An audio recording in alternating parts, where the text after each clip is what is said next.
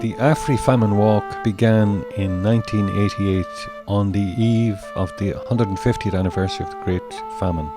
It is an international event which has drawn people from all over the world to participate.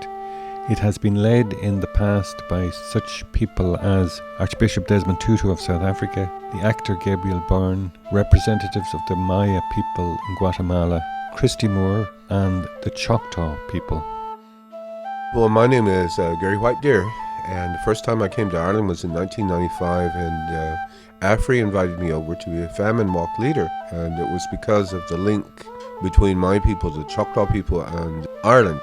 In 1847, the Choctaw people, after enduring their own Holocaust in the States, where they too were in essence put on famine roads and forced 500 miles to the west to new lands by the American government, gathered up again several years later and donated $170 to Irish famine relief. And the money was used to buy wheat to feed the victims of Angor. I think the reason that the people donated probably was because of an affinity that they felt with the Irish people, that they too had known suffering and hunger and starvation and exposure to the elements, and we had lost a quarter of our population at that time because of this mass removal.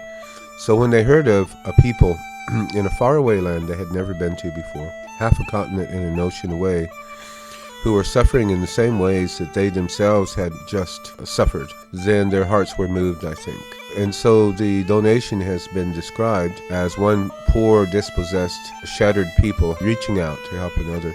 I don't think it really is a story that is just confined to the Irish or the Choctaw, but I think that transcends nation and race and becomes a small but in its own way remarkable human story. And I'm always pleased that Afri would invite me to represent that dimension of something much, much bigger, the complexities and the history of Angor, the Great Famine. Perhaps the event which is most harrowing of all the events of the famine is the story told by James Berry of the tragedy at Doolough in the spring of 1849. The potato having failed, 600 starving people made their way into the town of Louisburg in search of food or a ticket of admission to the workhouse. The relieving officer said he had no power to grant them either food or ticket, but told them that they should apply to a Board of Guardians meeting which would be held next day in Delphi Lodge, some 10 miles distant. The unfortunate people had no homes to return to. They were in rags, almost naked and without food for several days. They sat down in front of the houses in Louisburg during the night, and many of them were found dead there the next morning. 400 of those who remained trudged through mud and rain along a goat track in the direction of Delphi Lodge. They had to cross the Glengreen River, which was in full flood, and a deeper and more dangerous stream before reaching Delphi. Wet and cold, they reached Delphi Lodge, where the vice guardians were at lunch and could not be disturbed. The people sat down in the damp among the pine trees.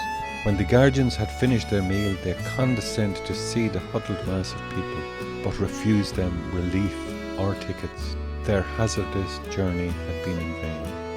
Darkness was gathering in the sky when they started on the weary journey back through a wild, mountainous country. They forded a river, colder now on account of the night.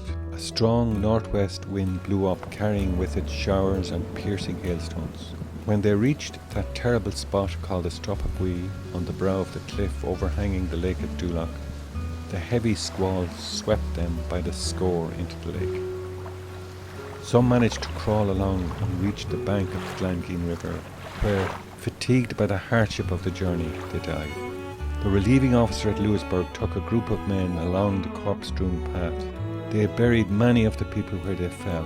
Where there was no earth to bury them, they brought them into a little valley and buried them there.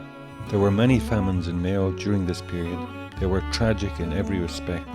They have left marks upon the Western character which will not easily be effaced.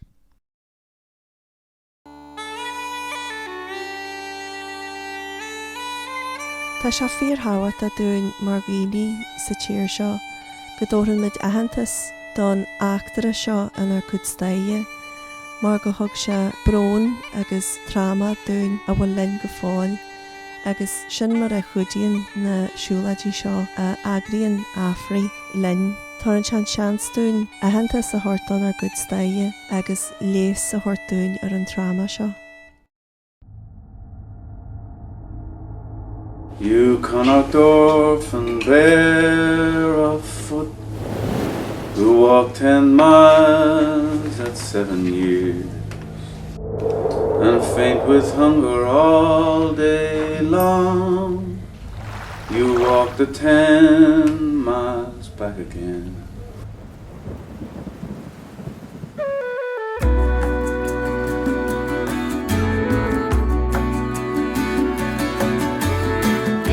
Blian fi real Israeli skap is fan er the millions eli bron is bridge kri mo bron mo Palestine